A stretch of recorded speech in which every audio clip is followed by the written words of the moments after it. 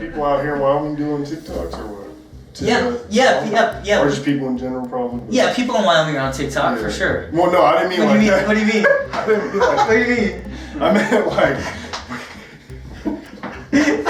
Yo, that's funny as hell. We have the internet here, sir. We do stuff here. No, that's funny because like every time, like I be on CSU Twitter, and like every time CSU and Wyoming fans go back and forth, we just always be clowning about there's nothing up here. So when you said that, it was funny. But what I meant was like we're on our horses on our cell phones, sir. Yes.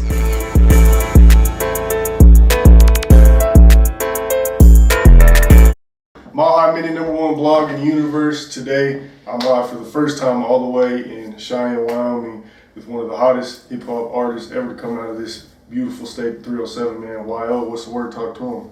Yo, what's good? It's your boy YO. We here with the Mile High Minute. Man, I'm just blessed to be here, so thank you for having me. No problem, yeah, man. Yes, sir. So let's, just get right into it, into your backstory and whatnot. So you originally born and raised out here in Cheyenne, or yes, sir. Talk about it. Yeah, born and raised in Cheyenne my whole life. I've lived a couple other different places in the state, but I mean, living in another place in Wyoming is like you ain't going nowhere. You know what I mean? So, yeah, born and raised in Cheyenne. I grew up on a farm. I lived in the country. I have a very rural background, and you know what I mean. Like I was baling hay, raising livestock, sheep, cattle, pigs. All that good stuff, like a straight farm boy. Mm-hmm. That's pretty much my background, yeah. So, later in life, like my freshman year in college, I'm going through high school, I was really into hip-hop music. And I didn't really have an outlet for it. I mean, my friends, we all listen to hip-hop and stuff, but I was like, I'd be in the back of the bus on like school trips, like writing lyrics down, memorizing songs. I never really talked about that because nobody was trying to be a rapper or say that, you know what I mean? Yeah. So it's bad enough in Denver, so I can only imagine. Yeah, I really didn't have an outlet for that. And then when I got to college, I went to college, Northwest College in Powell, Wyoming, up north, and I was a freshman. And I went to a house party, and I met my boy. His name is Glenn Springthorpe. Shout out G Spring. He's from North Carolina, but he happened to live in the town at the time. And we got to talking at this house party. He was like, yo, I produce, I make beats. And so he gave me a CD of beats that night. And he was like, yeah, write something, we can go record it. And so that night I picked a beat out. I wrote this like corny little love song like about this girl that I was dating in college at the time. We went to his house the next day, we went to the basement, and we recorded this song on like a pirated version of Adobe Audition with literally like a telemarketing headset. Yeah. And it was, technically from a sound standpoint, it was terrible. But from a lyrical standpoint and like just me on the mic and doing my thing, you could just tell that there was something there. You know what I mean? And ever since I heard that back and we did that song, like something inside me was just like, don't ever stop doing this. And ever since that day, I hit the ground running. I quit college like a week later. Yeah. And came home, told my parents I was gonna be a rapper, told my friends I was gonna be a rapper.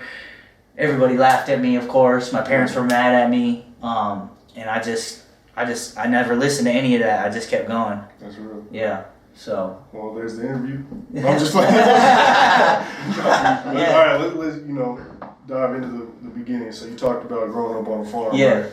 I want you to give the people a little bit of like insight on that, what that's like, because obviously hip hop is very urban, very city like. So when you hear that, it's like, oh, yeah, that's a culture shock. So can you just talk about that, what that was like growing up? Definitely. And what was that in Cheyenne, or was that other like? So we in Cheyenne right now, and my place is about 20 miles east, like on the way to Nebraska, like outside of Cheyenne. That's where you were. That's where I grew up. That's where my family farm is. My parents live out there in a place called Hillsdale, Wyoming. And how many people live there? Less, like maybe 103 people in the town of Hillsdale. Yeah. And I live about 7 miles north of Hillsdale on a big homestead farm where literally your closest neighbor could be 2 miles away. You know what I mean? And so like you go outside your front door, you look around, you don't see any other houses. You just see fields and animals and, you know, that's it. And some windmills. But, yeah, so, I mean, growing up up there is totally different, like, and connecting with somebody from Denver, where, you, like you say, the hip-hop is, you know, a very urban, city-like thing. I'm only an hour and a half, hour 45 minutes from Denver, but it's like night and day from growing up there to growing up here. And I mean, yeah, so my dad, he was what they call an agriculture teacher at my high school. And so that's like, you know, teaching kids how to like run a farm, like farm business management type of stuff. Okay. Right? And so, yeah, I mean, I would wake up in the morning, like a day-to-day in high school, like I'd wake up in the morning, I had to go outside at like 6 a.m. and do chores for the animals. I had to feed the sheep, you know, feed the pigs, make sure they have water, all that stuff, make sure they have hay, and would y'all like sell the food? Okay. Yeah, so we like, you know, it was like a family business. Yeah, family business. Yeah. So we do like county fair and state fair every year, which, you know, Colorado has county fairs and a big fair, and like the Denver Western Stock Show in Denver is like a giant show. Y'all would go to that? Yeah, we would go to that, and yeah, so that was my income, like as a high schooler. Like I would raise animals, sell them to like local people who wanted to do the fairs and stuff, and so. Yeah, I just grew up doing that, and then so you go to high school out there, and then you go to college. Where was that college? What town? And then what were you going just for school, or was it sports, or like what? Yeah, so I went to high school out in a place called Burns. Okay. Like I said, it's out there by the small town. It's also a small town, and then I went to college in a place called Powell, Wyoming, Northwest College. And I was going for physical education because both my parents are teachers, so I wanted to be a teacher, and my sister's actually a teacher too, and so I went to school to be a teacher, and it took about a year and a half before I discovered, you know, making hip hop music, and then I was gone. Yeah. So were you going for an associate's at that Yep, point? I was going for an associate's degree. Yeah. How close were you to finishing before you just decided to I was probably like half like a semester away. Yeah. Okay. Yeah. And you just what was it? I know you kind of already explained about the CD and stuff, but like, what was that moment like when that switch flipped and you're like, all right, I'm done with school. This is what I want to do. Yeah, so like I said, we recorded that one song, me and my boy G Spring, in his basement, and we played it back. Like I said, it sounded terrible. Like if I played that for any of y'all right now, you'd be like, "This is garbage." But he was like, "Yo, you got something, bro. Like you can rap. Your lyrics are good." And I don't know, it just hearing myself back on that song was just like, yeah, it fulfilled me in a way that, like, school never had. I mean, growing up in the country and doing like a country, you know, having like a rural career, you know, like, because a lot of people where I'm from, most people that I know that I grew up with, like, they work on their family farm still to this day, or they went into some other type of agriculture career, you know what I mean? And that, like, I was supposed to do that, you know what I mean? Or your parents like feeling some type of way when you decided to, you know what, like, career routes?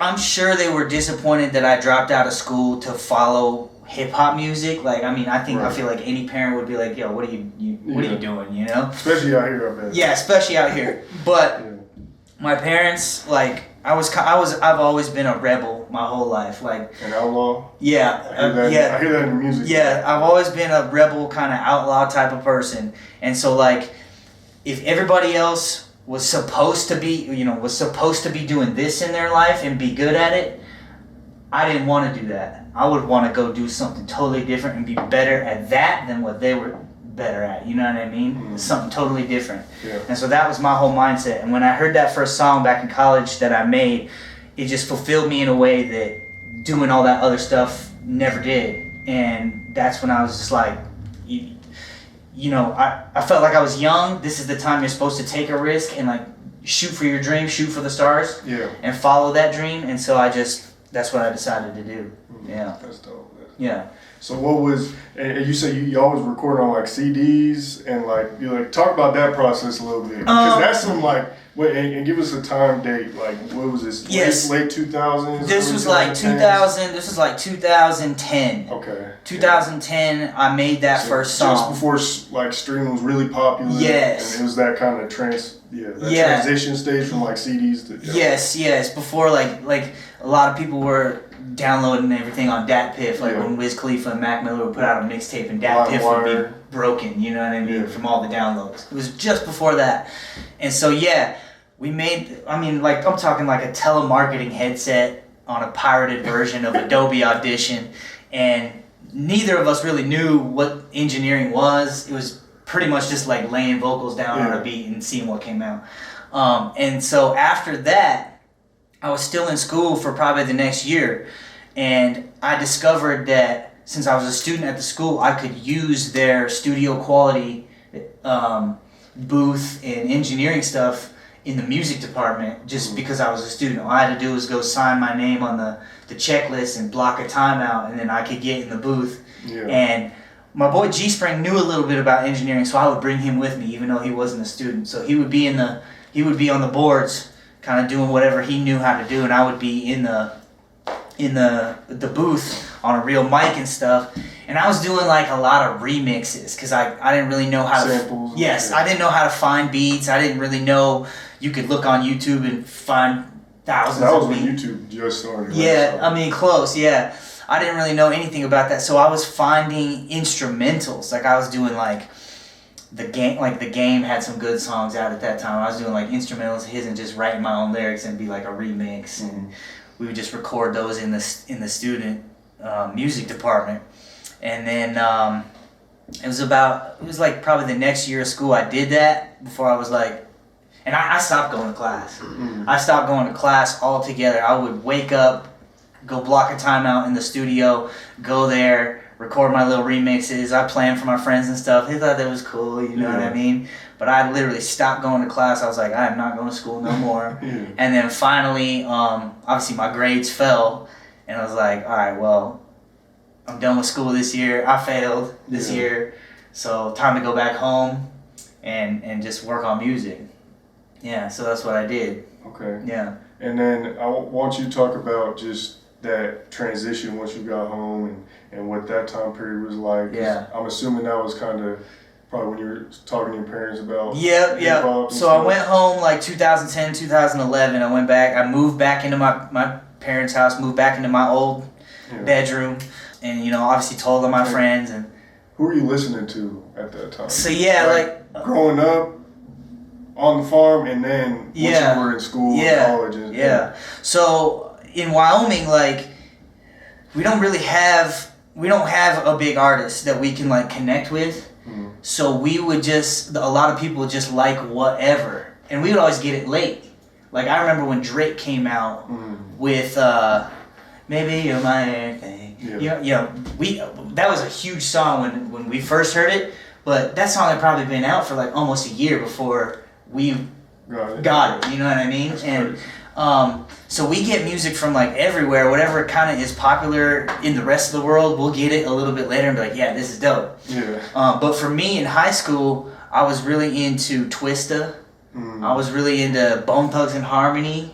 I was really into, like, Kanye West came out in like 2000. That chopper rap sound. I can hear it. You have your own sound, but I hear kind of that chopper like fast. And like Kanye West came out like 2006, 2007, something like that. That first album changed my whole perspective on what hip hop could be. But when I would be sitting in the barn, I would be watching the animals doing the chores, and I'd have to sit in there and like, you know, work with them and stuff for like a few hours a day. And there would be times when they would just be tied up, and I'd be sitting there with my notepad, and I would be listening to Bone Thugs and Harmony or Twista. And I would just be writing down the lyrics of their song so that I could figure out what they were saying, and I could be like one of the only people that could rap it because they rap fast, you know what I mean? So that's what I was doing. Go watch my interview later. Yeah, Bone Thugs. Shameless plug. My bad. Bone Thugs and Twista. I was listening to a lot of that growing up.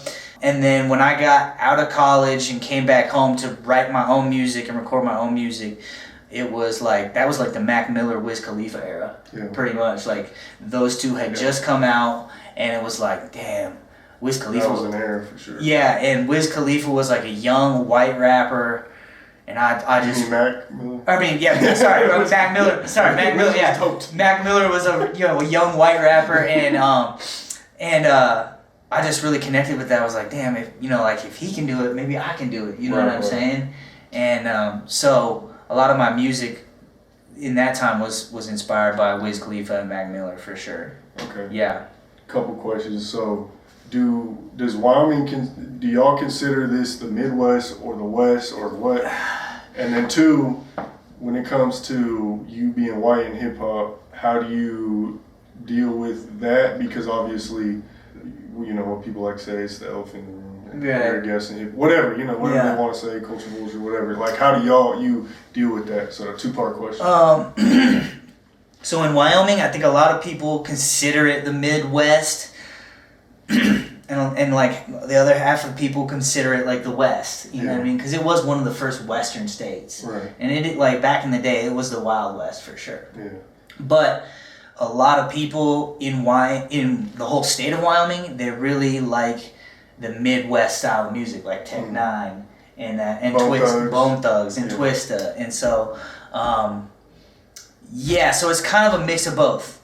And then as far as me being a white rapper, that wasn't really the issue, me being white. Me being from Wyoming was the issue. That was what the elephant in the room was. Because I'd be like, yeah, I'm a Wyoming rapper. And people would be like, Wyoming? Like, what the hell? Like, come on, bro. Right. Ain't no rap in Wyoming. And if there is, it ain't shit. You know what I mean? So it wasn't that I was white. I mean, I always felt like if I was from, like the South or the East Coast or the West Coast, me being white probably wouldn't have been an issue. They'd have been like, yeah, he raps, you know what I'm saying, because he's from California or whatever. But it was the fact that I would say, yeah, I'm from Wyoming and I make hip-hop music, they'd be like, okay. It's like a huge roadblock right there. Super huge roadblock. But basically what I did with that, I ran with that. Like, that was my novelty. Like, yeah, I'm from Wyoming. And when I would play, like when my music started getting better, when I would play it for them, they'd be like, damn, you from Wyoming? Like, it changed from like, you from Wyoming to like, man, you from it's where? Different. Yeah, it was different. When they actually turned it into a positive. Yeah, when they actually heard me, yeah. That's dope. One of your first videos, The Hometown, I think he was at almost 100K views right now, 93,000.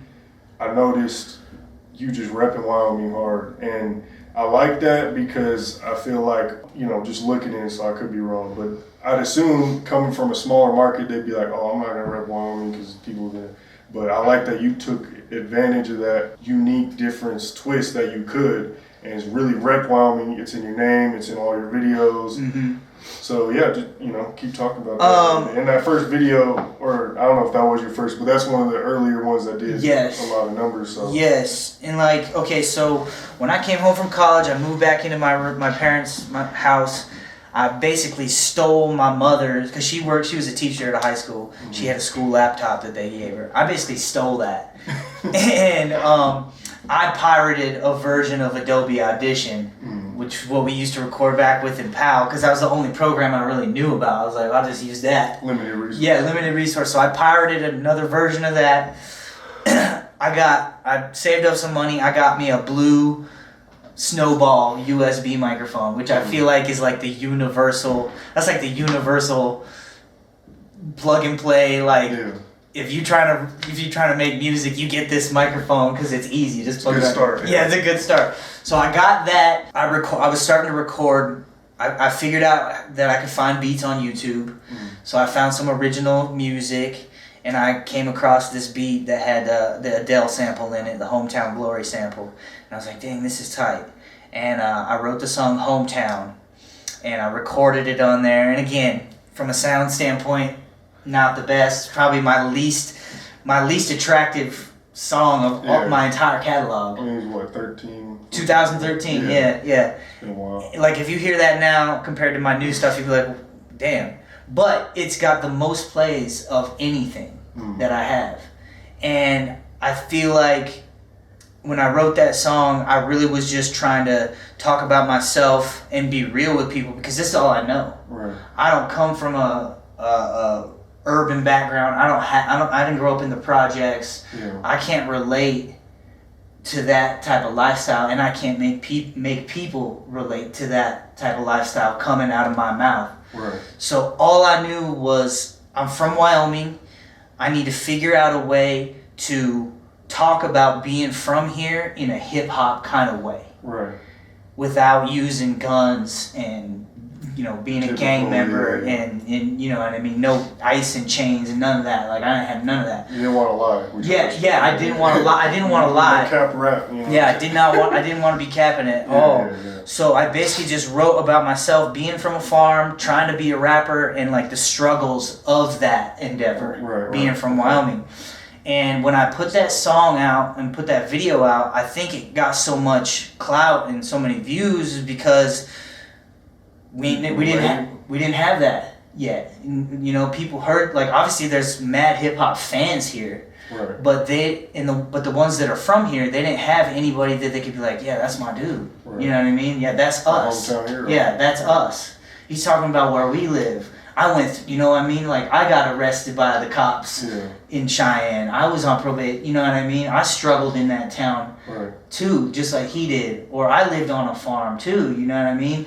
And I think that's why it gained so much traction, even though it was not the best sounding song.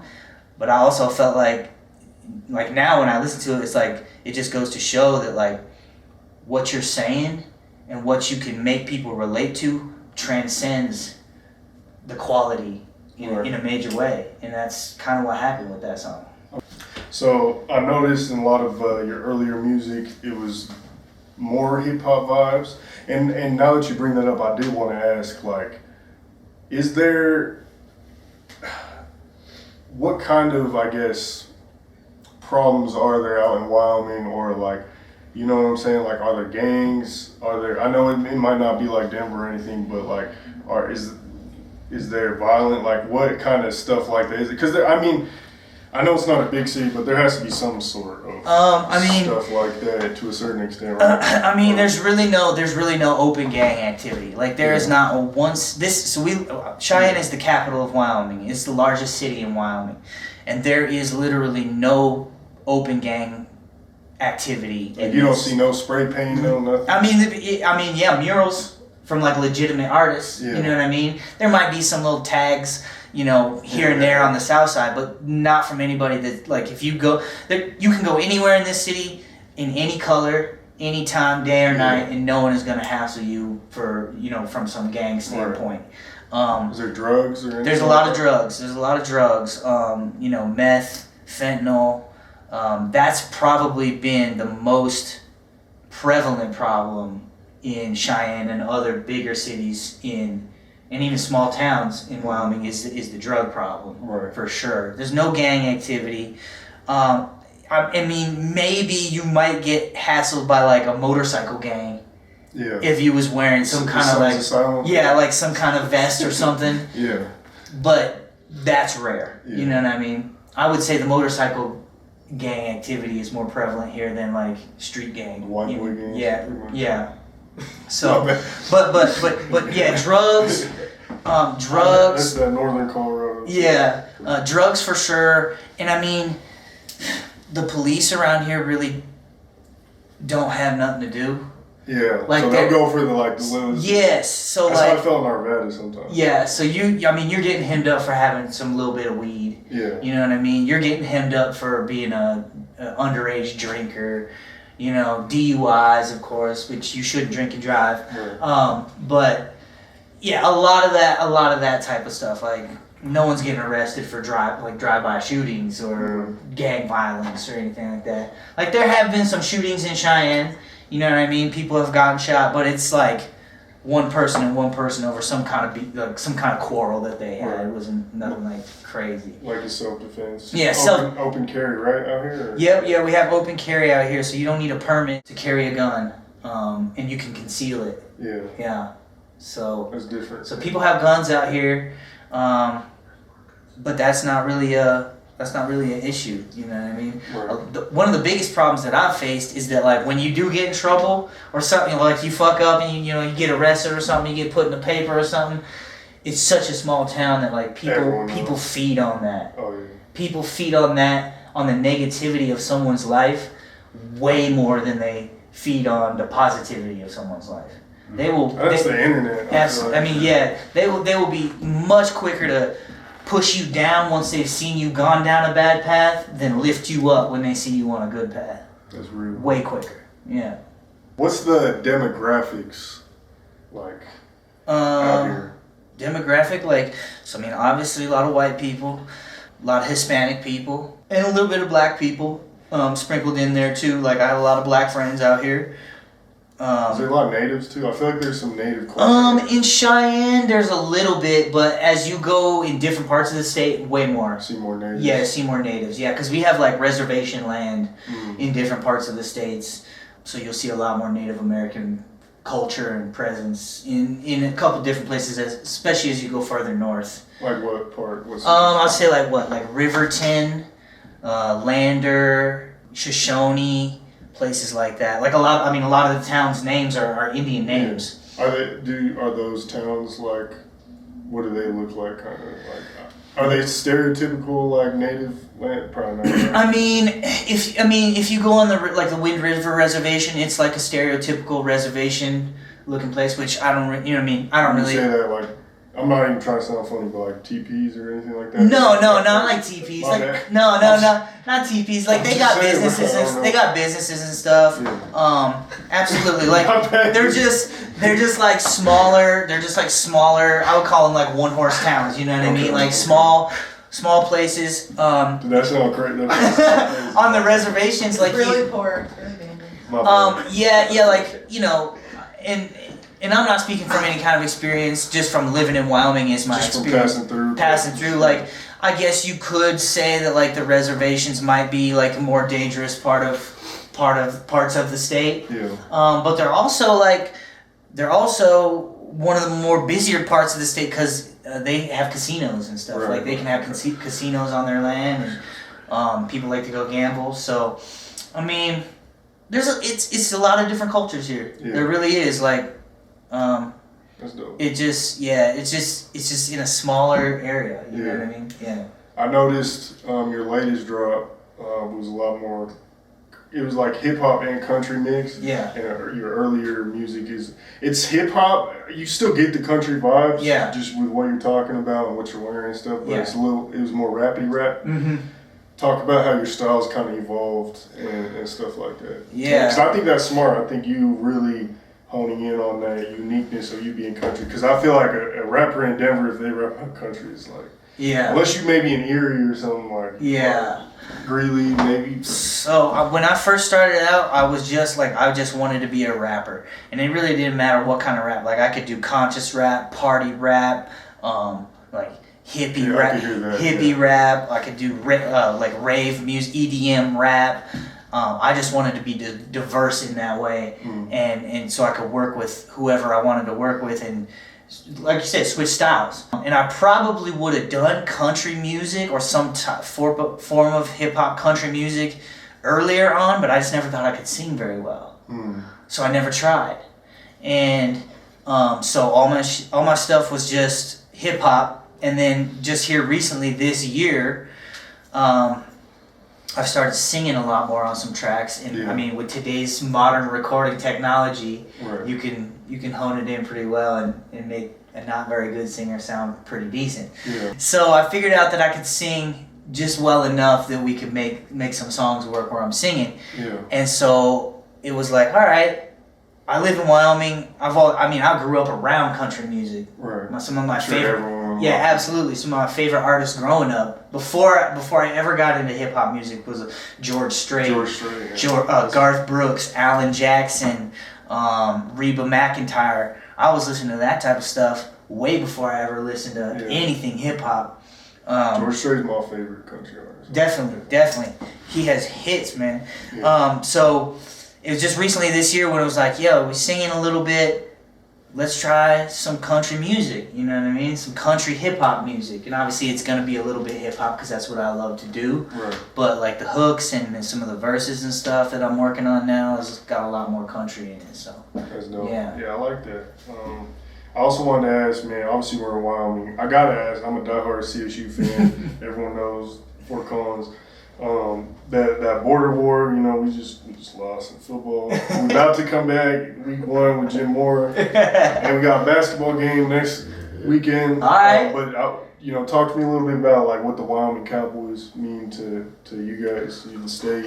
Oh man! I mean, y'all don't have like a professional team. No, we don't have any professional sports teams of any kind.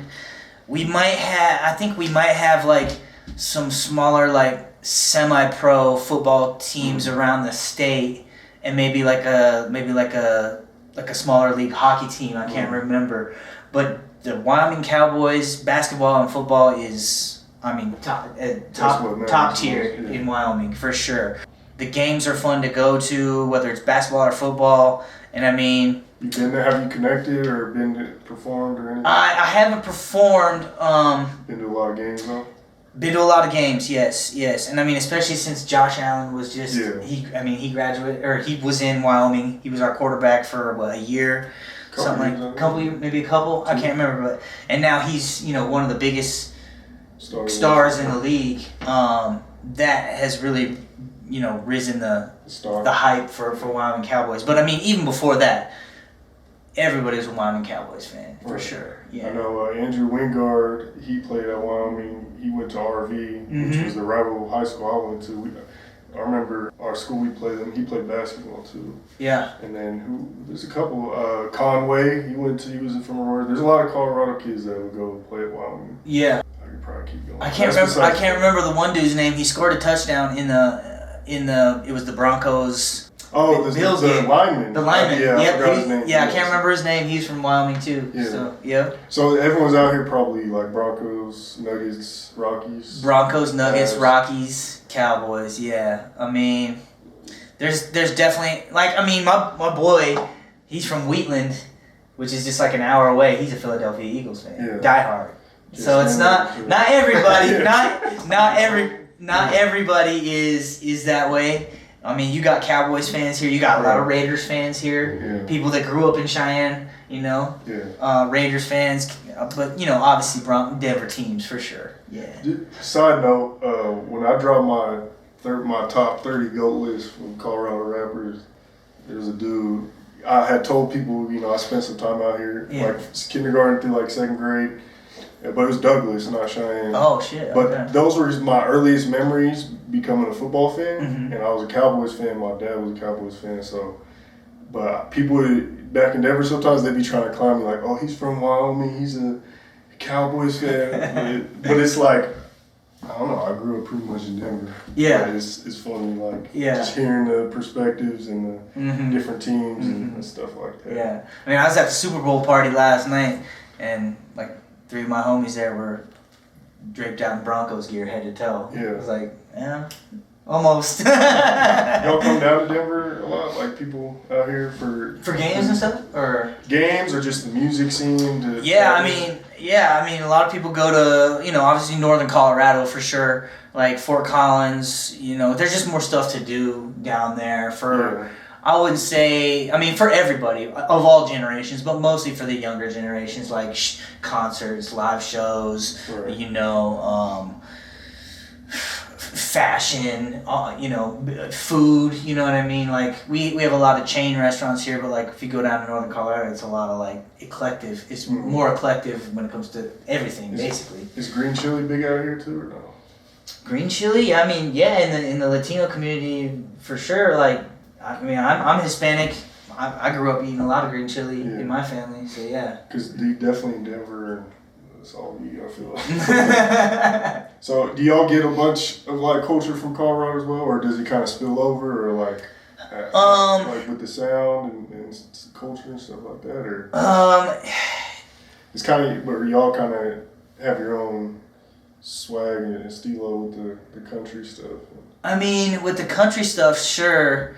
Hip hop music, I mean, that's just not Denver. Like, that's everywhere, you know what I mean? Mm-hmm. I would say as far as, like, the sound that you're going to hear here, it's all different because we, like I said, we don't have a structured hip-hop sound, you know what I mean? Like, right. You say Denver, most people, 9 out of 10 people are going to say, like, Trev Rich, right. AP, Meezy, you know, and maybe a handful of other guys. But here, it could be one of 10 people that you hear, because we don't have that set up yet, you know what I mean, that structure yet. So to y'all, there is a Denver hip-hop sound? Or Colorado sound? There, maybe not a specific sound, but definitely some specific artists that make up that scene. Yeah. Y'all listen to them though, like the Trevs and APs? I've listened to Trev probably ever since the news came out that he got signed to Cash Money. Yeah. So that was big up here too. Like that really. Yeah, like especially if you were doing hip hop music. You know, obviously, we heard about that. Yeah, for sure. And that really put it on the radar for us. You know what I mean? That's dope. Yeah. What about like the Latin scene growing in Colorado? Like Lil Travieso, rest in peace. He's down in the Springs. We don't get much of that. We don't hear much of that up here. No. I know we're pretty far north. So. Yeah, and not that it's not dope. Not that it's not dope. Yeah, but it's just that that's not really what we're jamming up here. For sure. Yeah. Okay.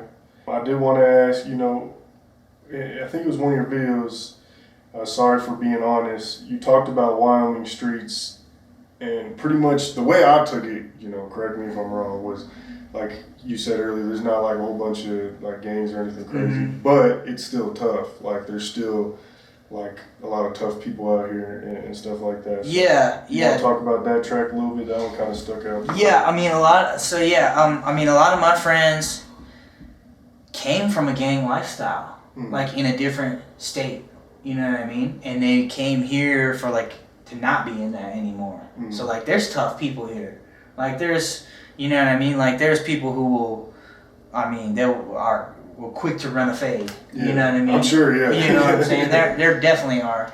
There are people here that are quick to pull the trigger if the situation calls for it. Right. But they left that lifestyle somewhere else to come here to hopefully not ever have to do that. You know what I mean? Right. But there definitely are some hard people here.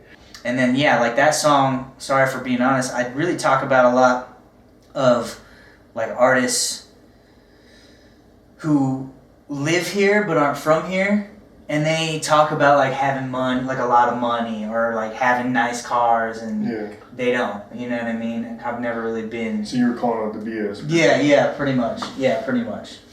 And I mean, that song was a little older, I think, right? Yeah, that song was probably maybe 2016. Yeah. Something like that. So you pretty much just trying to keep it real.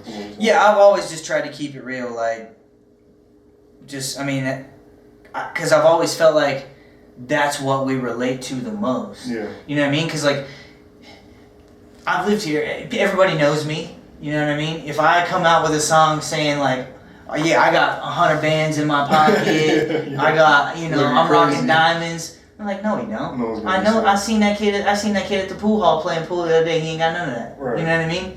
So that's always been my perspective anyway. Okay. You know what I mean? I respect that. And I think it might have been that same song or another song you talked about being Mexican and Asian. Yeah. You want to talk about that? Yeah, I was a little thrown off by that. Yeah, I'm Hispanic. I'm 3/4 Hispanic and 1/4 Japanese. So technically, I'm not white. That's crazy. Yeah. Technically, I'm not white. Because you look white. No, exactly. And it's the Wyoming thing. Yeah, and it's the Wyoming thing. And you'll hear me saying a lot of my songs, that crazy white boy, or I'll call myself a white boy because that's just when people look at me, that's what they see. That's you know what I mean. Without knowing my background, that's what they're gonna call me. So I just kind of play into that a little bit. But technically, I'm not white. Yeah. So are both your parents from Wyoming too? Yes, both my parents are from Wyoming. Talk about their heritage a little bit. Yeah, so my mom is half Hispanic and half Japanese. And then she's married to my stepdad now, which they've been married since I was like 2. So he's my dad. You know what I mean? My stepdad is my dad. He took care of me from day one when my real dad was not really around. But my biological father grew up right here in Cheyenne on the south side. He was full Hispanic, and you know, him and my mom had me, and like I said, he was gone shortly after that, and my mom married my stepdad, who is a white man. Yeah. And so probably like that's your dad. Like my stepdad is my dad for sure. He raised me. He like the ideals and the things that he instilled, the things that I have had instilled in my life to make me who I am came from him for sure. Yeah. Okay. And then you bring that up. There's a song, a lyric you said, chase dreams so hard that you don't know your daughter, and that your dad, what you just said? Yeah. Just like your dad not being around, or some along those lines. Yeah, I don't want to quote word for word. Sure. You want to talk about that a little bit? Yeah, I had a daughter. I had a daughter like 13 years ago. Yeah. You know, it was just one of those one night stand situations. You know what I mean? And the girl got pregnant, and it's been a struggle to, you know, have contact with my daughter and see my daughter, and it's so, you know, and my whole thought back when I was like doing music and thought that I was gonna get, you know, blow up at one point, was that, you know what, it'll be like once I'm blown up, like, and have money, it'll be much easier to like go back to my daughter and like look, you know, like look at the person that I become, you know what I mean? Yeah. And so that's kind of where that line came from, like chase my dream so hard that I don't know my daughter, just like my dad didn't know his son. Yeah. Because my real dad didn't know me either. I mean, maybe met my real dad like 2 or 3 times in my whole life, and then he passed away when I was 8. So I never really got another chance to meet him as an adult or hang out with him as an adult, and he didn't really get a chance to really know me. So that was like kind of my motivation to like really like keep going with music. Was like, man, one day I'm gonna have something to like take back to her and not just be like, you know, some normal guy who shows up in her life. Like, look, you know what I mean? Mm-hmm. So that was kind of my motivation, which I'm still working on. So it's a process. so when you talk about your dad, can you open up on what happened with him leaving, and then with him passing out, you being 8? Like, yeah. You know what happened? You know, I don't really. I mean, I was young. You know what I mean? But I know my dad was. Like, he was a good guy. I know people who know him now, and they all have nothing but great things to say about him. But I do know that he was, you know, messing around a little bit, you know. As far as just with girls and stuff? Well, with the law, you know what I mean? Like, getting in trouble here and there. And yeah, with girls, and I don't know if drugs were involved or whatever, because like I said, I was real young, but he was a good guy to everybody that knows him. Like, he was a great guy, and I got to meet him a couple times, like when I was like 4 or 5 years old. Yeah, you remember? Yeah, I remember those times, and he passed away when I was 8. He was with a woman, and there was his girlfriend, and like they got in a fight, and I don't know if drugs or alcohol was involved, possibly, you know what I mean, but she went outside the house or whatever, got in his car to drive away, and he jumped on the hood of the car, and she wrecked with him on it, and that's how he passed away. Yeah. And that was out here in Cheyenne? That was in Cheyenne, yeah. My condolences. Yeah. Sure that was tough deal with it. I mean, I knew you were young, but yeah, I mean, it was a weird situation for me because you already had your stepdad. I already had my stepdad. Like, I already had my stepdad from the time I was like 2 years old, and like I said, I only met my real dad once or twice in that time, and so when I got the news that he had passed away, like, I didn't cry or anything, you know what I mean? Because I didn't have that connection with him, you know what I mean? Like, I knew it was sad, and I knew I should have felt more sad about it, but the feelings just weren't in me, you know what I mean? They weren't like a genuine in me, and I was like an innocent 8-year-old, so like, of course, if it was sad and I would have cried, you know what I mean? but it just wasn't a genuine part of my life, and then there was my stepdad, you know what I mean? So there was my real dad. Yeah. It was more weird than sad, you know what I mean? Like, how do I feel about, how do I really feel about this? How should I feel about this? How am I supposed to feel about this? You know what I mean?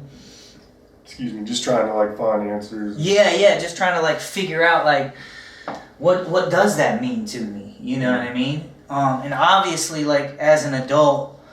And my bad, I don't know if they warned you, but my interviews turn into therapy. So. No, it's all good. No, it's all good. I'm here. I'm here, man. I'm YO. I always keep it real. I'm always gonna give you the real answer and be honest. Like that's been my MO in everything. So, yeah.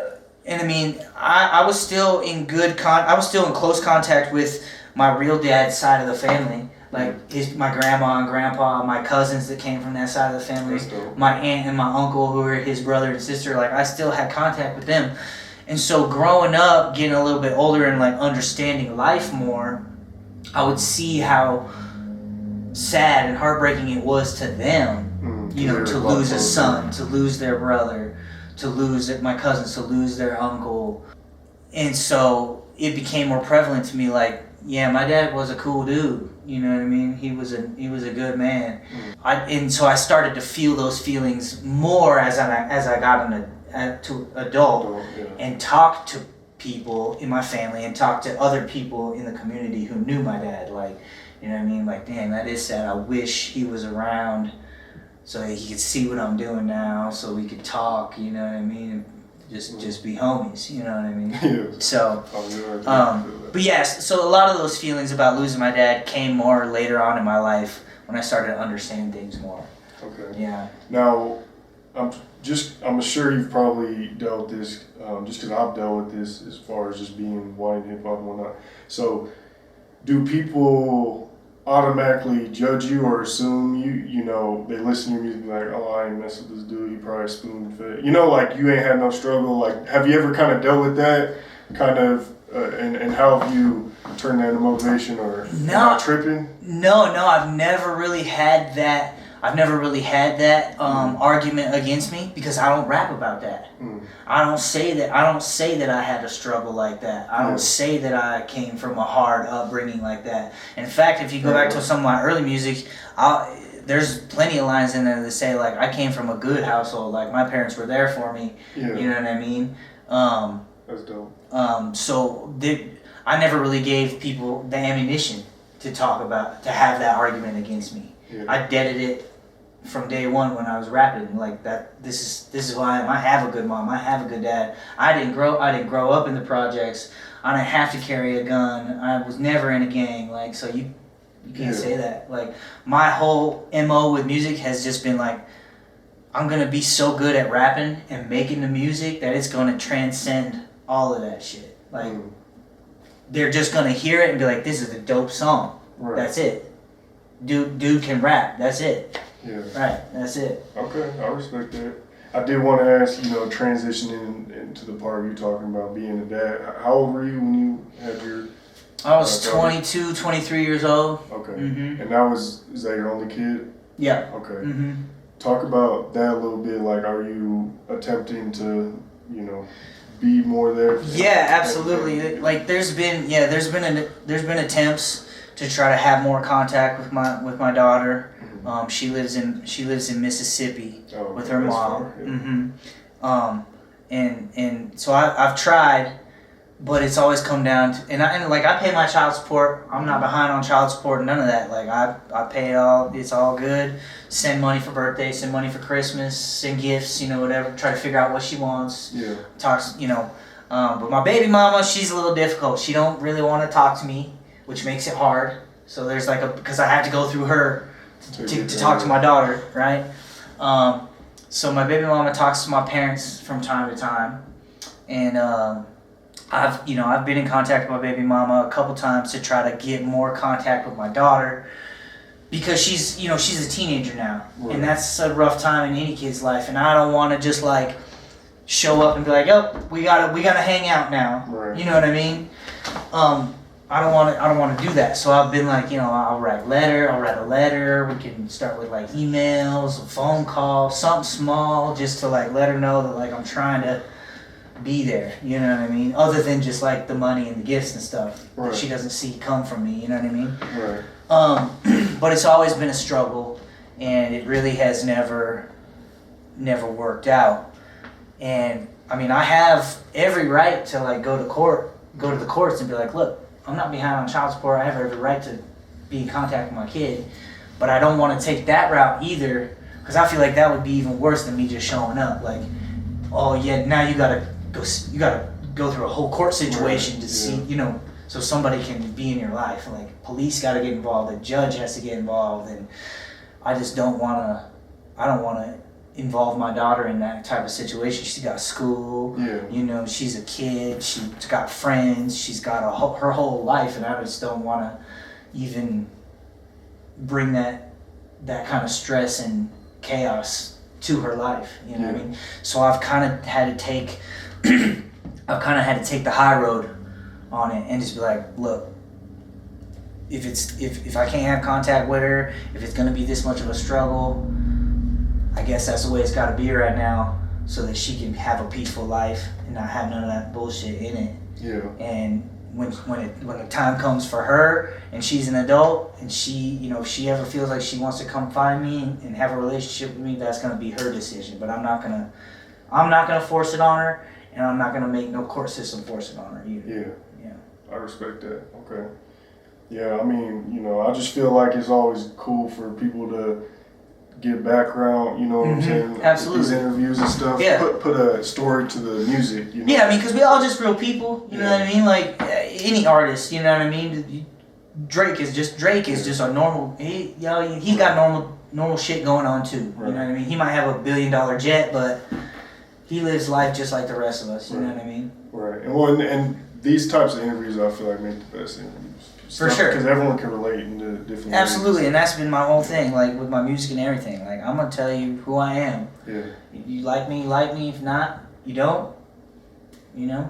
Go listen to the music. Okay. Well, getting back into music, I did want to ask, on my way over here, I seen one of the biggest moves you've made is being on Afroman's, I want to say Pimpin' Across the Country, something like that. Yeah. His album, and he made a song called Wyoming. He's shouting out all the cities. Yeah. And you were featured on it. Yeah. Do you want to just talk about how that record came together and what that was like? Because everyone grew up on that. Oh, everybody knows. Everybody knows about Afroman. I feel, especially in Colorado. Oh yeah. I mean, the weed smoking capital of probably America, right? Once it became legal, for sure. So yeah, back in 2014, it was Afroman came around this area to do some shows, and I happened to get on one of the shows to open up for him, and I got to meet him like backstage and stuff, and he saw my set, heard the music, and he was like, "Yo, you're dope, man. I really mess with it." So he was like, "Let me get your number. You can have my number," his personal phone number. Yeah. And he was like, "Anytime I come around the Front Range area, I want you there opening up for me." And so we ended up doing like 4 or 5 shows, like Laramie, Wyoming, here, Fort Collins, and a couple other places. And I opened up for him a bunch of times. And yeah, he was kind of on a tour at that time, doing a bunch of different states, and he was working on an album called Cross Country Pimpin' about all the different states and towns that he was going to, and he was writing the songs in like a Cult 45, his song Cult 45, where he's talking about the different states and the girls and stuff. Yeah. So that's kind of what the vibe of the album was like, and I remember so I had his number, we did the shows. I was in the studio, I was working with some guys in Fort Collins at the time, recording my music there, and I remember he hit me up, and he was like, "I'm working on this cross-country pimpin' album, I got a song called Wyoming, I want you to be on it, and we're going to talk about all the different towns in Wyoming, and you lay a verse down."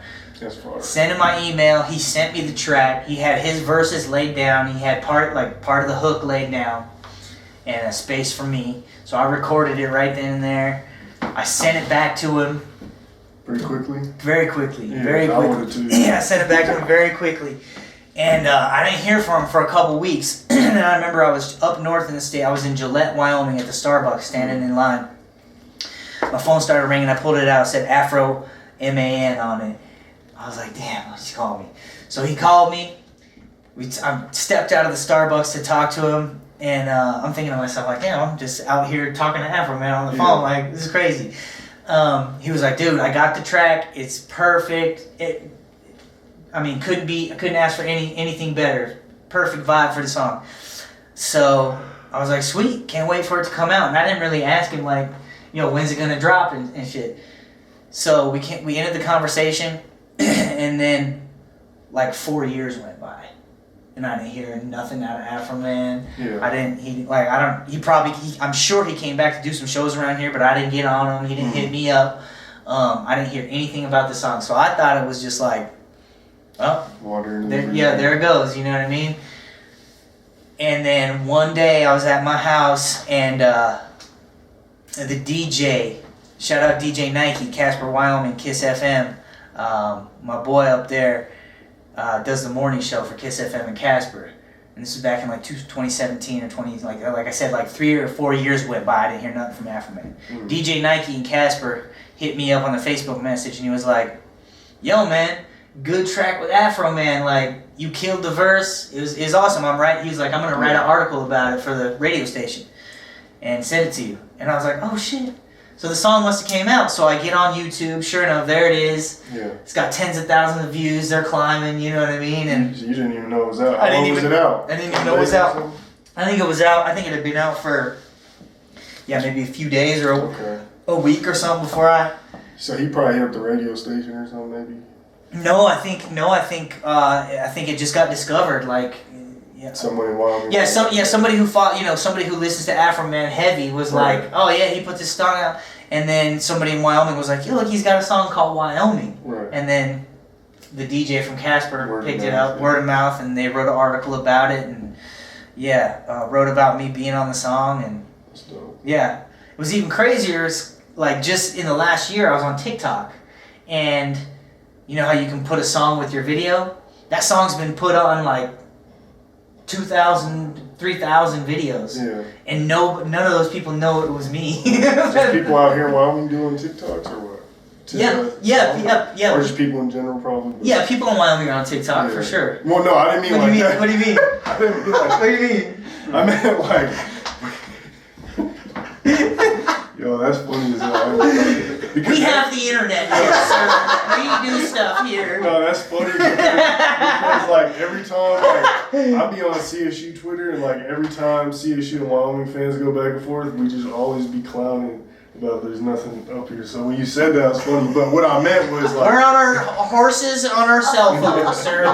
Yes. No, I meant like.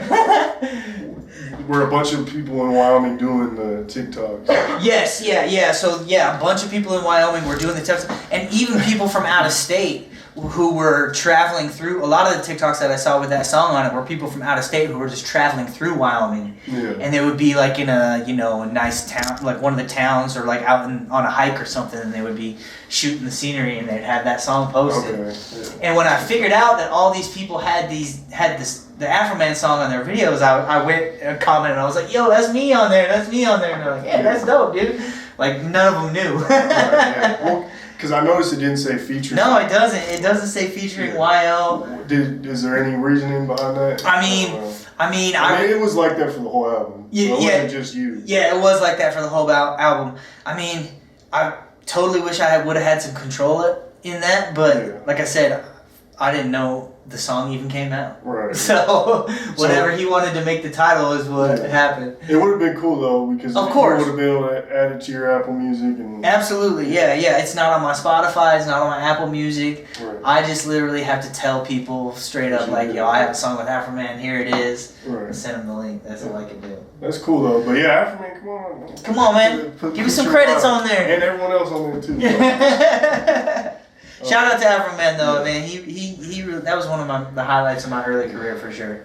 One of the biggest gems I picked up from you that situation is like, you know, you probably what I feel like a lot of people do in the music industry is they'll take a situation like that and be like, oh, I'm gonna start hating on Afroman. Then he didn't post the song. You know what I'm saying? But you were patient and it eventually came out. Yeah. And you know what I'm saying? That's dope because a lot of people burn their bridges and they don't even be knowing like the whole time that the song's coming, the video's coming, whatever is coming. But they get so antsy and you know what I'm saying? So.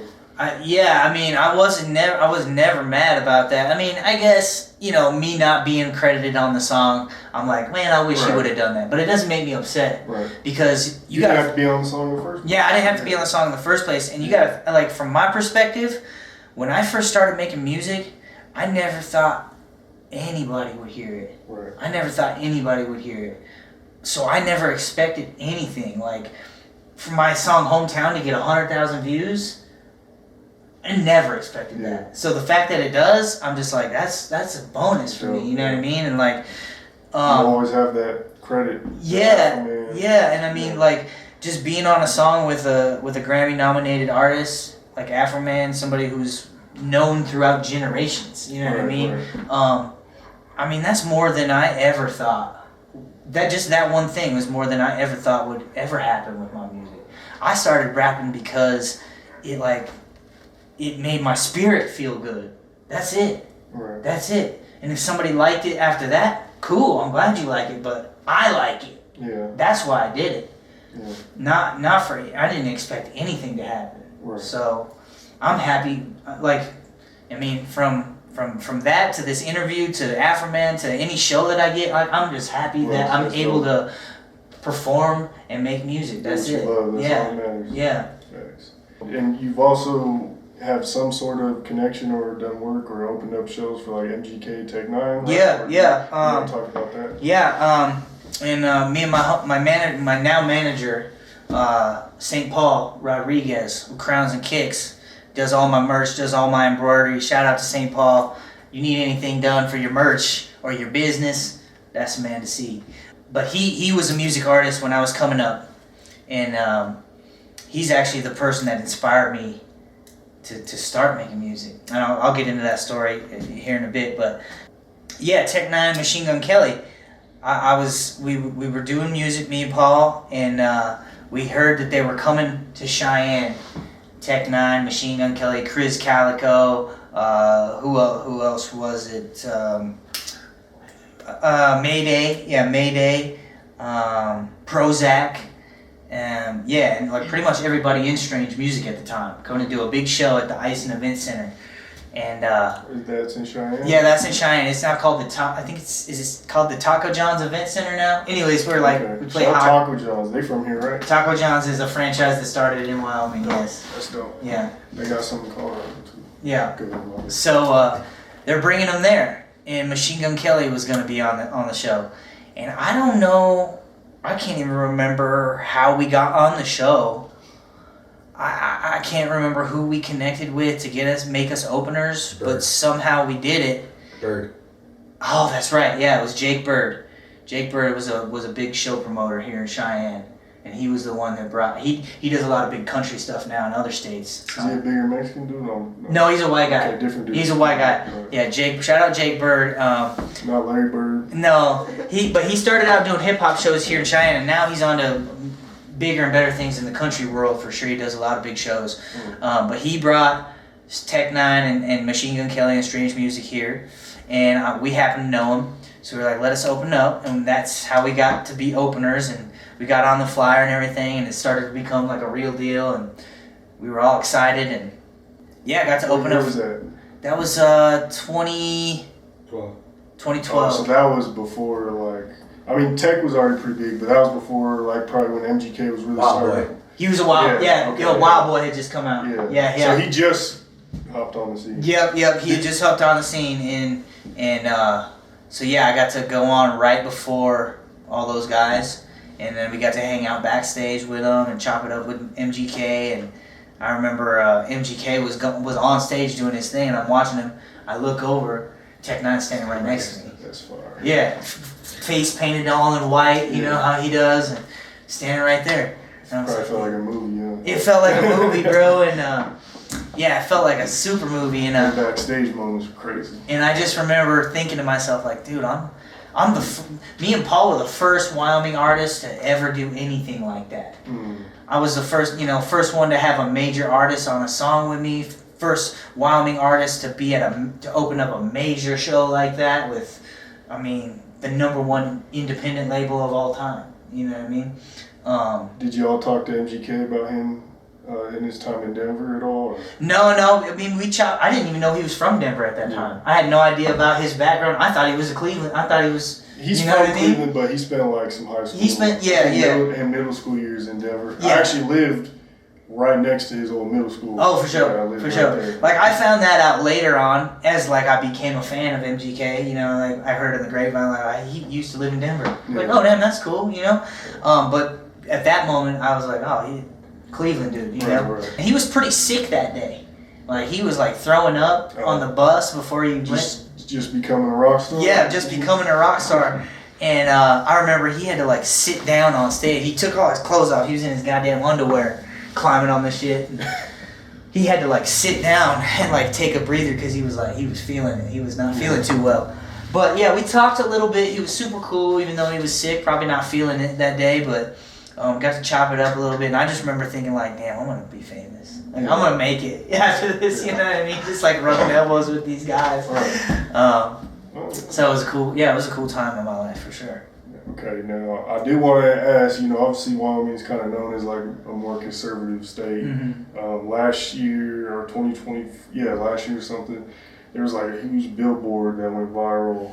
That was like going into Denver and it said something about like, welcome to Venezuela or welcome to Denver or something along those lines. I don't know, like, how's the political sphere out here with all of that? I mean, because in Denver it's pretty liberal and it's, you know what I'm saying, the ice going on right now. Like, do y'all kind of see that and what's like y'all's opinions on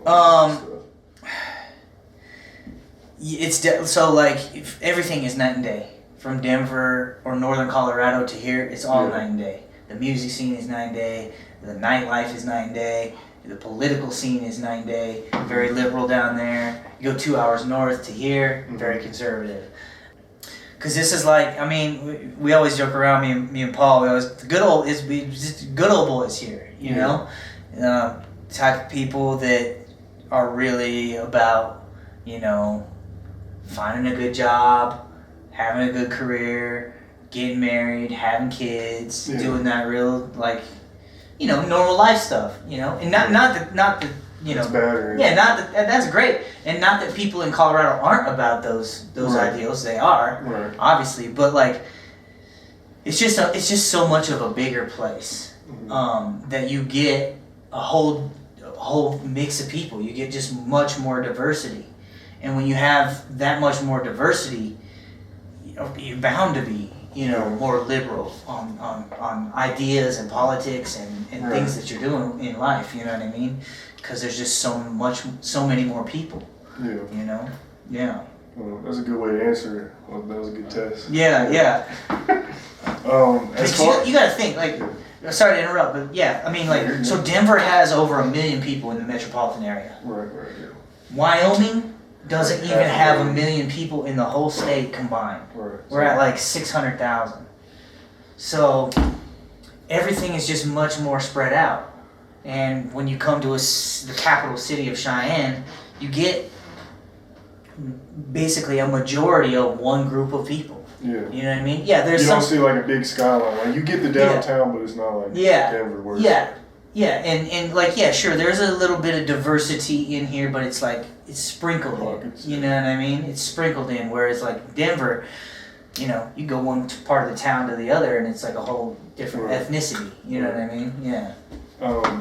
Do you go to Denver often, or do you remember maybe your first moments seeing like the city? Is it stressful in the traffic? Like what's it like when you be dealing with Denver? I definitely don't like driving in the traffic. Yeah. Every time I have to go down south, like past Fort Collins, I'm like, God.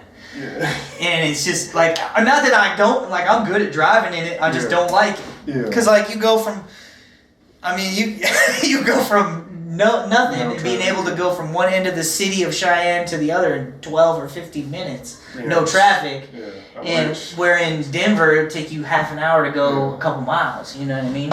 So, but I have been having to go down there a lot more often now that I've been, you know, kind of rubbing elbows with the music artists down there. Matthias the Gray, I've been hanging out. Matthias, my boy, he's crazy. Matthias is a funny. He's so funny. Matthias is funny, and he makes great music, and he's he's super easy to chop it up with. You know what I mean? You know, and my boy Callie with the Blockerado Drip Store and all of that. I've been linking up with him, so I've been going down to the Drip Store more often, which is in Loveland. You gotta go check that out. Yeah. But he was gracious enough to let me be on the Blockerado mixtape with everybody, you know, the main artists from Denver, you know, all those guys that I met, AP, Trev, Meezy, and the Latina artists, Matthias, Telly was on there, Moniz Flama was on there, so, Chops. Sphinx, Chops, all those people were on there, and they're... That caused a storm in the scene, man. Yeah, and those, like, just those artists we named, like those 10, 12 artists, like, they're the ones making the most noise in Denver right now. Powerpuff Mommy. She won't be named. Yep, absolutely. And so Paul hooked that up. They became friends, and Paul was like, "Yo, you got to get my boy Weil on the tape. He's from Wyoming." And I was just happy to be on there. Like I said, just another one of those things that happened that I get to be happy about, you know. And so. Since then I've gotten to know Callie a lot better, and obviously I'm repping the Blockerado right now. So we go down to Denver more often to try to expand my reach. You know what I mean? So that's what we've been doing. Because I mean, there's a bunch of country fans and hip hop fans obviously out there too. So I think your style and everything you keep expanding down in Denver, I think it'll definitely help you a lot. Absolutely, absolutely. And I mean, it helps me coming up here, you know, tapping in Wyoming. For sure. It's a whole different market. For sure, absolutely. I did want to ask about your Instagram. Is this your first page? No, it's my second page. Okay, I was wondering. Yeah, my first page, I got scammed, man. I got scammed. I got scammed, bro. I had probably on my first page. I probably had like 3 or close to 4,000. Okay, because I was like, man, he got 600 with all these views. There's no way he only got 600 followers. Yeah. I had like close to 3,000 or 4,000 on my first page, and then I got scammed. Yeah. It was somebody pretending to be somebody that I knew. Oh yeah. Telling me, hey man, I got locked out of my thing. I need this code. You gotta click this link and send me the code. And as soon as you click the link, your shit gone. Yeah. Oh, then that happened to me, and I was like, God. That sounds like some Wyoming shit. I had to. Yeah, man. That sounds like scam for that. That sounds like. For real though. It sounds like somebody who never used the internet before. It sounds like somebody who never used the internet before and just gets told whatever they get told, and they're like, "Yeah, I believe it. Yep, you're right. You got locked out. Let me help. I'll click this link and lose all my fucking shit." So that's what happened, man. I got scammed. I lost my shit. And so I've been rebuilding my Instagram page, and that was probably 5 or 6 years ago when I lost it, and I had stopped doing music for like 5 or 6 years. Okay. So I wasn't really worried about it, and then I wouldn't say I faded into obscurity or anything, but I definitely wasn't putting out anything new for a long time, and I wasn't worried about like building my social media presence and being out there, so that's why it's kind of low numbers right now. How come you just? Why'd I quit? Music, so. Were you working? No, I mean, so I started music when I was like I said, just coming out of college. I was about 21 years old. I hit the ground running. I did music all through my 20s, and I mean, I did it so hard. I put myself so hard into it that like I couldn't work a 9 to 5. I would quit on the spot if there was a show. If I didn't get the time off, and I had to go to Grand Junction to play a show with Twista and Do or Die or Lil Flip like I did, I would quit. I feel it. You know what I mean? I would, no questions asked. I wouldn't even go back.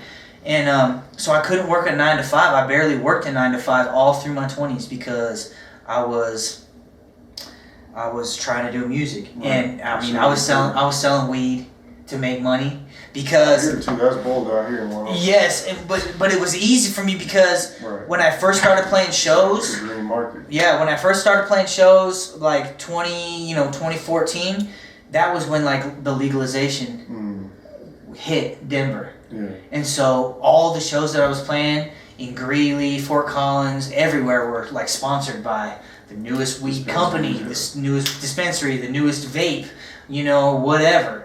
And so I was meeting all these people who were in the marijuana game, and they'd be like, yeah, man, I can get you whatever, like front it to you, you know what I'm saying? So I could get my hands on it for cheap.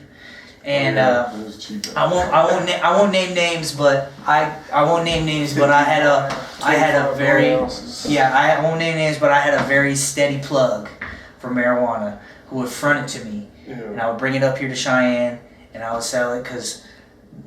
Who else are they gonna go to? They weren't gonna go to anybody else, and like if you weren't 21, you couldn't go down to dispensaries, and even people who could go to the dispensaries. Bring it back. Yeah, people who could go to dispensaries were like, man, I'll just get it from you. I ain't trying to drive down there. Right. So the money was coming in from that easy. Right. And that's what I was using to fund my music and fund my life. And so all through my 20s, I pretty much didn't work, and I was just trying to hustle this music as much as I could to get as far as I could. And then in my late 20s, I got popped. And a whole bunch of troubles all at once came into my life with weed possession, conspiracy to sell, felonies. At the same time that happened, I had some really big shit happen with one of my exes that got me in a bunch of trouble at the same time. So I'm dealing with that. I get locked up. I gotta go through all this court bullshit, probation bullshit, jumping through all these hoops. I'm sad, I'm depressed, I got no money. And I was about 28 or 29 years old when I was like in the midst of all that. And it made my music sad, you know what I mean? And then I'm looking around, I couldn't sell weed no more, so the money's gone. And I'm looking around at all my friends who are, getting into their, late 20s or early 30s. They're having families. They got nice cars. They're buying houses. They have their careers in place. A lot of them making close to 6 figures or over 6 figures. And here I am, like, all through my 20s, basically living in my car or like couch hopping at friends' houses trying to make this music thing work. And I had to stop because of all this legal trouble and look at my life, and I'm like, damn, I'm so far behind. Comparing myself to everybody else, you know what I mean? So it really made me just be like, like I felt jaded by music at that point because it didn't work out the way I had envisioned it. Like I had to keep working. I couldn't just stop and do music and make money. I wasn't famous. In fact, by doing music and selling the weed and stuff, I had gotten in trouble and set me back even further. So I was super jaded by music. And so I was like, you know what, I'm just going to stop. I got to go get a job. I got to make big boy money now and progress my life and get a house and do this type of stuff. So I put music totally out of my life. I told myself I ain't doing it no more. And that was probably the case for the next 5 or 6 years. And so, like I said, I wasn't worried about building my Instagram back up. I wasn't worried about my Spotify numbers. I let my music artist page just fucking sit there in the ethernet. I wasn't posting on it no more. And everywhere I went all the time, people would be like, yo, man, when you gonna play a show again? When you gonna put out some new music? And I got asked that for 5 years straight, and I would just, every time I answered the same, like, I don't really know if I am, man. I'm not sure, in my mind thinking, I'm not coming back to music because it really hasn't, it's hurt my life more than it has helped it. Like, yeah, the memories, Afroman and the shows and all that stuff, yeah, that was great, but like, that's all in my head. I don't have anything to show for that in the real world, So I had quit, and then that was like that for like 5 or 6 years. Like I said, I was done with it. What kind of work what kind of job? Like most felons, construction. construction. Out here? Yeah, out here. I mean, I was doing some concrete. I did a little bit of house framing. I did like insulation. Hard work, yeah, insulation installment. I was a CNC operator at a machining place here that makes railroad parts. Yeah, and I mean, like, I'm super smart. I'm like really intelligent, and so every time I would get into like a entry-level labor job, I would be moved up to like a manager or a supervisor at some point, like pretty early on. So that always helped. Yeah. But I hated working a 9 to 5, and I hated like being in people's attics putting in their insulation. Right. You know what I mean? And on my knees doing concrete work. So those didn't really last long. And then COVID hit, and one of my best friends, who's a scientist, he's a chemist. He was working at a lab outside of Cheyenne, and they were making hand sanitizer. And we made some pretty good money very quickly slinging hand sanitizer. That's wild. Yeah. That's very wild. Yep. Random. Yep. And so that helped a lot. And then, like I said, just construction. I was doing that and like construction management type of stuff just to make ends meet. I got a house, got my car, and had a career in place. Yeah, I was working for a roofing company for like the last 6 years. Like basically almost the whole time that I had quit doing music, I was working for this roofing company. Pretty much what I've been doing. And how'd you get back into doing music again too? So I went in February of 2024. I'm a big pool player. I like to play pool. I play a lot. I gamble with it. I play a lot of money tournaments. I'm probably in the top 100 best pool players in the state of Wyoming. Oh, that's like ranked? Ranked, yeah. Oh, I'm probably in the 70s somewhere. That's dope. Yeah. Don't tell them to play you then. I'm pretty bad. And so I do that a lot. I wanted to get my passport in 2024 and go somewhere, go overseas, my first overseas trip. And I chose the Philippines because the Philippines pool is like one of the number one things they do there. A lot of the best pool players on earth are from the Philippines. The best pool player to ever live is from the Philippines. So I wanted to go there, take a vacation, and just like get really good at pool and play some really good people. So I told my boy about it, who's from the Philippines. He's a pool player too. And I was like, I'm going to go. And he was like, wait one more year. This is in 2023. He's like, wait one more year because I'm going to go back and visit my parents. His family's still, a lot of his family's still there. He's like, I'm going to go. We'll go together. And I'm thinking, all right, cool. We'll go with somebody who can like speak the language, show me around. So I saved up a bunch of money. 2024, February, we went to the Philippines. And we were having a great time. I met a bunch of his family. Well, he had 2 nephews that were like 24 and 26. They're in a rap group in the Philippines. And they make some really dope music.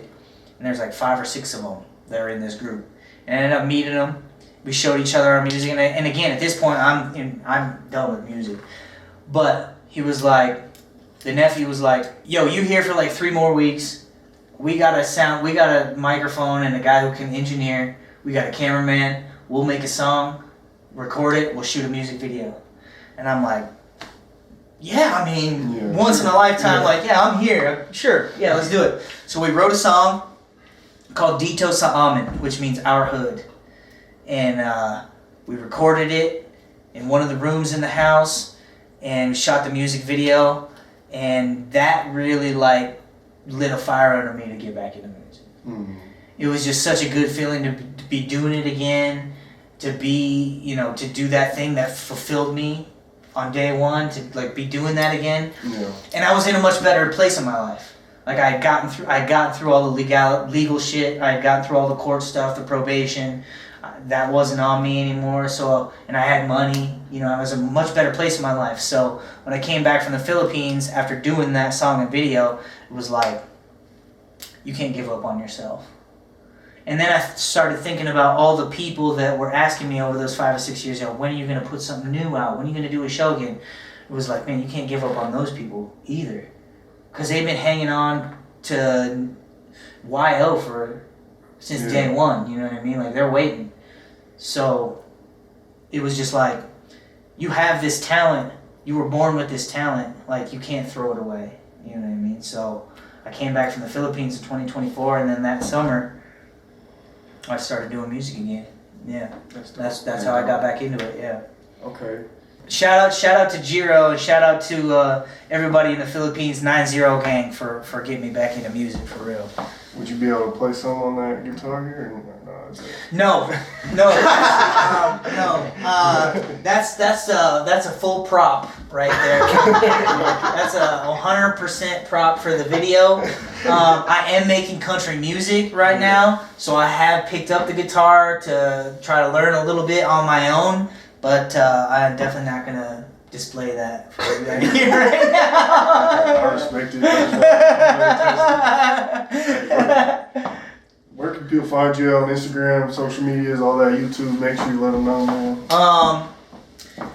My Instagram is Y_O_307. That's pretty much my handle on all socials. If you get on the internet and just type in Y-O, that's how you spell my name, letter Y-letter O.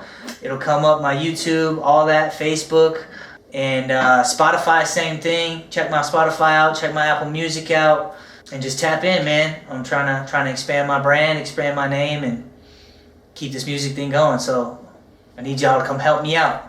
Yes, sir. I want to thank Mile High Minute for coming through all the way up to Cheyenne, taking the time out of his day to come up to my city and allow me to represent Denver and represent his brand and his name and his platform. I really appreciate it. Mile High Minute, #1 platform for artists in Denver, Colorado. If you don't know, now you know. You need to tap in, check this interview out, check all his other stuff out. YO from the 307, we here. That's what it is, man. Shout out YO. Make sure y'all go follow him on everything. Instagram, Twitter, Facebook. All links be in the description of this interview. 303 to 307, man. Shout out my boy Cali, Blockerado. If y'all need some merch, kicks, anything, man, make sure y'all go tap into the Blockerado Drift Store in Loveland, man. Shout out Crown Shop Visionary Visuals, man. We appreciate y'all for having us, here in Wyoming.